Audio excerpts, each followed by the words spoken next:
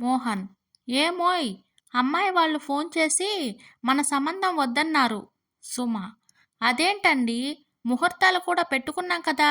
మోహన్: ఆషాఢంలో అమ్మాయి పెట్టుకున్న గోరింటాకు ఎర్రగా పండలేదట. సుమ: అయితే? మోహన్: ఏముంది, మన అబ్బాయి మంచివాడు కాదని పెళ్లి చేసుకునని చెప్పిందంట.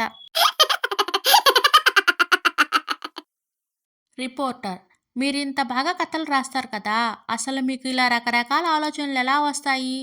కాంతం: ఏముంది, మా ఆయన ఇంటికి ఆలస్యంగా వస్తూ రోజుకో కట్టుకథ చెప్తారు, వాటినే నేను రాస్తాను. భార్య: ఏమండి, మన ఇంట్లో దొంగలు పడ్డారు, ఇప్పుడే కిచెన్లోకి వెళ్ళడం చూశాను.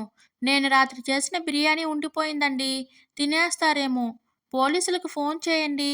భర్త: తొందర పడకు బేబీ, వాళ్ళు తిన్నాక చూద్దాం, 100కి చేయాలా 108కి చేయాలా అనేది. భార్య: ఏమండి, మీకు ఇంతకు ముందే రాణి అనే అమ్మాయితో పెళ్ళయిందా? ఆ విషయం దాచిపెట్టి నన్ను పెళ్లి చేసుకున్నారా? భర్త: ఓసి పిచ్చిదానా, నేను చెప్పలేదంటావేంటి? మన పెళ్ళికి ముందే చెప్పాను కదా, నిన్ను రాణిలా చూసుకుంటానని. భార్య: ఏమండి, ఆ నర్సు ఇంజెక్షన్ ఇచ్చినప్పుడు అసలు నొప్పి అనిపించలేదా?